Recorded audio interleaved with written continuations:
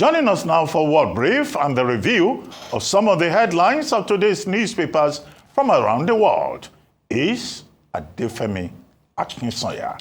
Good morning, Adefemi. Good morning, Dr. Rubin. Tomorrow is here. Tomorrow is here.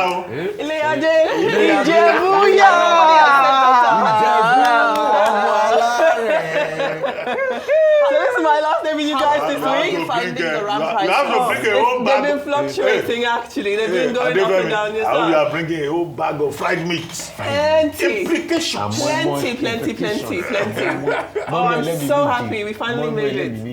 It's there. The reason why I've been asking for video about I is know. because of more. And it's coming. You guys can either come and join us. Just choose a special day. You can come and join us in Ijebu this weekend. Entertain everybody. You'll wait for me to bring everything back to Lagos for you all. The man on teleprompter is getting excited. He has had implications. He's happy. Face your work. Exactly. Let me tell you what is happening around the world. Okay, go ahead. Now, Donald Trump has signed a proclamation banning travel to the United States from nationals of 12 countries, citing national security risks. Now, the countries are Afghanistan, Myanmar, Chad, the Republic of Congo, Equatorial Guinea, Eritrea, Haiti, Iran, Libya, Somalia, Sudan, and Yemen. Now, of the 12 countries on the US ban list, 7 of them are African.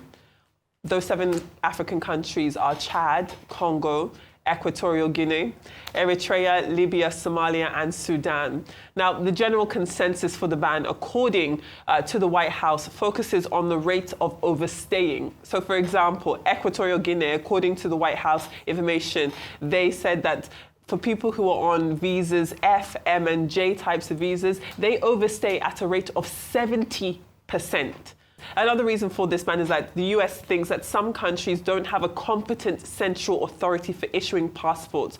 So that was the example given for Eritrea, Somalia, and Sudan, and Yemen, for example. And then there's also believed proximity to terrorist organizations is another reason, and that was specifically focused at Afghanistan and Iran, among other reasons listed. Now, the proclamation also partially restricts travel to the US by nationals from 7 other countries. These are just partial bans.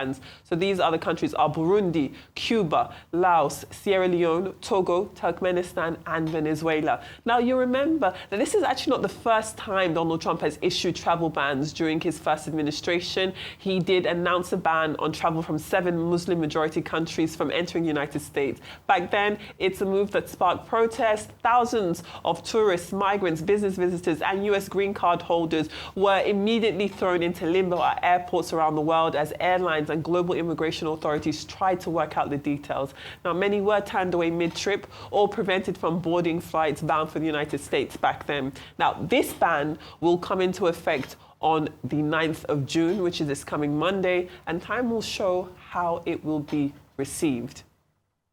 Well, Russian President Vladimir Putin has told Donald Trump in a telephone conversation that Moscow would have to respond to the recent Ukrainian drone attacks. Trump said that they discussed the attack on Russia's docked airplanes by Ukraine and also various other attacks that have been taking place by both sides. Now, the Kremlin insists military options are on the table for its response to the unprecedented Ukrainian attacks deep inside Russia and accused the West of being involved in them. Russia also urged the United States and the United Kingdom to restrain Kyiv after these attacks, which Ukrainian officials say shows that Kyiv can still fight back after more than 3 years of war. Now, Pope Leo held a first call with Putin also on Wednesday, urging Russia to take a step towards peace. The Pope also emphasized the importance of dialogue to find solutions to the conflict. And finally, the United Kingdom's Home Office has been accused of a racist crackdown on Nigerians after refusing a visa to a man who runs one of Nigeria's top security firms for a holiday to see his family. Now, the man in question is Samuel Onyekachi Ibewachi, who runs BK Security, which provides close protection for high-profile people here in Nigeria and abroad. Reportedly, one of his clients included former President Goodluck Jonathan. Now, he and his wife applied to come to the United Kingdom with their 18-month-old daughter, which you see picture there, for 3 weeks in the summer so that they could spend time with his sister and her husband, who are British citizens. The sister and husband also are in the picture. And despite the fact that his sister and her husband, who are British citizens, agreed to sponsor their Nigerian family members during this visit, their visa application was denied, and the refusal letter stated that this sponsorship does not satisfy the officer of their own intention to leave the United Kingdom on completion of their visit. Now, just last month, we did discuss the United Kingdom adopting a harder line on immigration from Nigeria, but the Home Office does insist that applications are assessed on an individual merit basis and based strictly on the evidence provided and in accordance with detailed information for decision makers. If an application is refused, the Home Office says that the reasons are clearly explained. So those are your stories around the world. I'd love to hear your thoughts before we move on to the papers. America and the height of hypocrisy. Is that the land of the Pilgrims' pride? Is that the land of the Pilgrims? The land of the Quakers? Is that America? Same America and Donald Trump that is now saying that they will ban citizens from other countries from coming in because of terrorist activities. But same America has a group called the KKK. Doesn't the KKK perpetrate terrorism? Has America been able to destroy the fabric of the KKK, which perpetrates terrorism? Do you know the year the KKK was founded? It was founded in 1865. And it's still there till date, growing stronger by the day. Same America. Now you're banning other countries. Egypt was not even on the list. It was not. So the man was from Egypt. It wasn't even on the list. Then you're ostracizing all the countries. Don't come to America. Congo, Yemen, Sierra Leone. What was the problem of Sierra Leone again? Well, Sierra Leone is under one of the partial bans, but also one of the reasons listed is that their citizens come, they legally obtain visas, but then don't return on time. Then they don't return on time. Yeah, or don't return at all. That's what they say. Okay, they don't return at all. The same President Trump that committed an insurrection in the House, wasn't that an act of terrorism? Inciting your followers to have a stomp on the House, wasn't that an act of terrorism? There's a group called the Proud Boys. They also perpetrate terrorism. Has there been any ban on the Proud Boys? Didn't Trump defend them? Didn't you remember Stand Down? So they should keep perpetrating these hypocrites, just like he's unbundling and trying to destroy the fabric of education with Harvard, because America is in a full-blown dictatorship. As for Russia, I'm sure they have now seen the truth that Ukraine really hit them hard. And there was no indication that they repelled. You know, I was reporting the Russian side also of the story where they said, oh, they did repel some of the attack. Ukraine now released a comprehensive satellite and drone pictures, and we saw the level of damage. They want to retaliate. They've always done their worst. They've always broken every rule under the International Convention of War. They've always attacked innocent citizens. So what are they going to do? They're going to bomb into, what's it called, Dnipro. They're going to bomb straight down into Kiev. That's it. They've always done that before. We hope not. So they should continue in their own stead. And it is obvious that Putin does not want peace. So when I heard that Trump was talking to him, and he was talking about the possibility of retaliation, what is Trump talking to him for? We can't keep encouraging pariah. And we've been here before. You remember Neville Chamberlain? He thought that once he gave Hitler Sudetenland, it was all over, no problem. You know, Neville Chamberlain went back and he was so excited about the peace he had made with Hitler. But if you remember the words of Winston Churchill in the 40s, that an appeaser is one who keeps giving the crocodile meat, hoping it will eat him last. Didn't the same Hitler, after giving him Sudetenland, didn't he say he wanted the whole of Europe? Didn't he make incursions? Didn't he take France? We forget in a hurry that there was a Vichy government in France that was run by the Germans. Didn't he go into Poland? So it is time we call a spade and support Ukraine. But Ukraine has also shown valor because with little or nothing, with drones, the fact that they've not been given armament. And Putin should stop this lie that the West supported Ukraine on that attack. No. They built with the little they had and they planted it. I just hope it will listen Ukraine to the does Pope. have, military support Oh, from yeah. They have other military countries. support, but obviously But they have, it wasn't that intelligence that they've perpetrated also this been able to attack. build within and do something great with themselves. As for the Nigerian man that has not been denied, there's a chart I have, in fact, that talks about the fact that most of these countries deliberately do not give Africans visa, and they don't return their visa fees in the first place. That's a whole. That's a different story entirely. That's another conversation. Yeah. Well, gosh, the other day we spoke about that the fact that there was an inevitable escalation happening in the Russia-Ukraine war. Of course, we know that it goes without saying, Donald Trump didn't need to announce that Vladimir Putin will retaliate. And now the concern is, what will the scale of that retaliation be? What will the impact be? And what will the response to that also be? And things, unfortunately, will continue to escalate. 1 hour, 15 minutes, and unfortunately, Donald Trump was unable to convince Vladimir Putin. So it's not really as easy as he thought it would be to try and create world peace. But I'll focus on the travel ban. When I look at the African countries, it's 7 African countries. Of them, 4 have had American military intervention at some point. Libya, Somalia, Eritrea. So, well, the jury's out on Sudan. But we know that there's, whether it's direct or indirect, there has been involvement. Now, isn't it just such a tragedy that the countries that America has been involved in militarily are the countries that they are now coming back to indict and punish and say that, oh, you haven't been able to get your house in order. For me, that's the thing I thought was particularly sad because unfortunately, as Africans, we still continue to think that our solutions will come from some sort of military intervention, whether it be from Russia or China or wherever it is. And again, I preach this every day. It's just a reminder that our solutions are 100% homegrown. Now, I know there have been some responses. Somalia was very quick to say that, okay, we'll work with you. Venezuela is saying, keep your America. America is dangerous, according to the Venezuela statement on this. So we continue to wait. Of course, this broke last night. We continue to wait for responses from other countries. Thank you. Bye. Okay, I think the various subjects you have brought are related. First, on the question of visas. Now, visas, consular services are governed by the Vienna Convention on Consular Relations of 1963. Now, just to summarize, without being pedantic, that Vienna Convention on Consular Relations says briefly that, look, countries have rights to determine who visits their countries. They have the right to defend the interests of their nationals.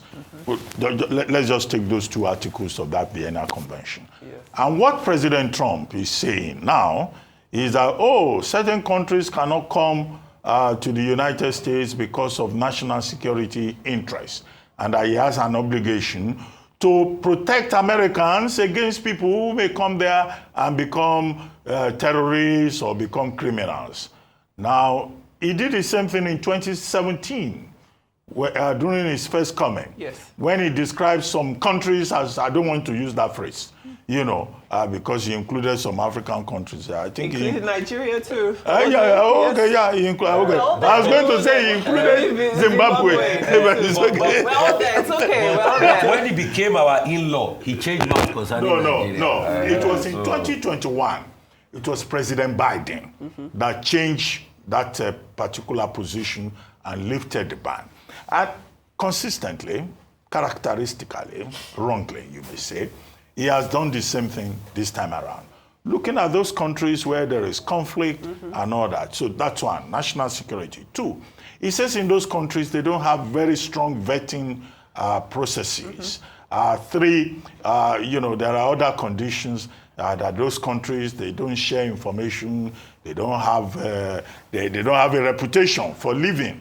They overstay their visas, and even when you send them back, those countries are not willing to take the people that are sent back. However, there are exemptions.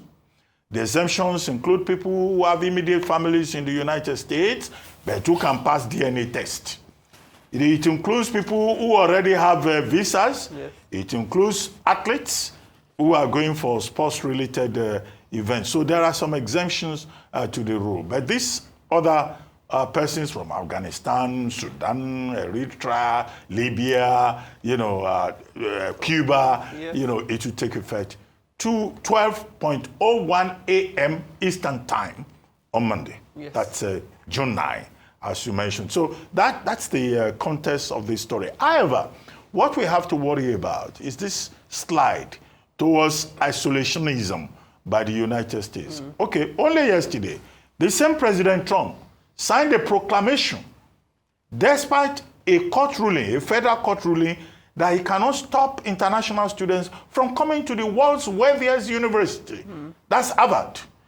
Only yesterday, this same President Trump, his White House, issued a threat to Columbia University to say that the accreditation of Columbia University will be withdrawn because of because of the fact that they seem to allow international students who are guilty of anti-Semitism. So the problem is about this isolationism, this provincialism of President Trump. That is the main issue in that regard. As for Israel and Ukraine and Russia, well, you know that Ukraine over the weekend bombed, docked Russian airplanes. Yes. So Putin is saying he will fight back. So President Trump is saying that it doesn't look like peace will come very soon. And we saw that sign. Yeah. They met only on Monday in Istanbul. Yes. In Istanbul, Russia was practically giving Ukraine an ultimatum. You cannot join NATO, you have to demobilize your military, you must hand over territories to us. So the prospect for peace is a long one. It's good that the Pope has intervened, but the other subject they discussed was Iran. Trump calls it Iran. You know, Putin says he will be part of that, but global peace is our major concern. As for the Biabushi man, who says they have not given him a visa, I don't think that he can blame the Home Office. I don't think he can even blame the British Embassy High Commission in Lagos, which is probably where he incidented the plea for visit visa. Under the Vienna Convention 1963, a country reserves the right to determine who comes in and out of his country. It's simply a prerogative under international law. And I don't see a trend of the British High Commission in Nigeria targeting Nigerians. So saying, British High Commission Home Office is racist against Nigerians, I think that's too much of a stretch. You know, you have to establish a trend. You can't say because a man runs a security outfit in Nigeria, they denied him visa, so that's racism against Nigerians. No, I don't think so. Well, thank you all for your submissions on the World Brief. Let's move on to newspaper headlines. Let's take a look at the front page of This Day. This Day leads with Vice President Kashim Shettima assuring the people of Mokwa in Niger State that the federal government will stand by them in the aftermath of this devastating flood. Now, during his visit, he promised the affected residents immediate federal government intervention and a renewed commitment to sustainable disaster management policies nationwide. This Day also reports Oando has secured a $375 million facility from Afreximbank to power upstream growth. Now, the Vanguard takes the Niger flood story from a different perspective, this time from that of the victims who say that they've been suffering from a lack of food and poor camp conditions. Meanwhile, Leadership newspaper reports that the federal government has donated 2 billion naira and 20 trucks of rice to the victims in Mokwa. Meanwhile, the Daily Sun reports that tensions are rising in 32 other states over flood forecasts. These include Delta, Edo, Enugu, Imo, Jigawa, Kano, Lagos, and Ondo.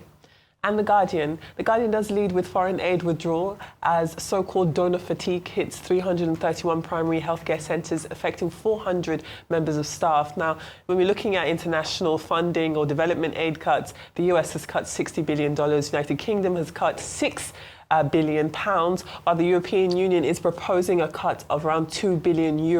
Meanwhile, The Guardian also reports on defection rumours as Osun State Governor Ademola Adeleke and Sim Fubara did meet with President Tinubu in Lagos. As far as the Osun State Governor is concerned, a statement has been released denying any defections, clarifying that Governor Adeleke paid a courtesy visit for Salah.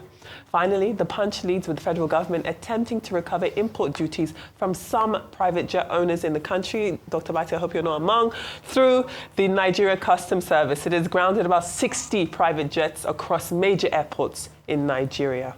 Those are your newspapers. Right. Thank you so much for that. Always I wish you a wonderful holiday. Thank we can't you. wait to see what you will bring back for us. You want to eat salad? Of course.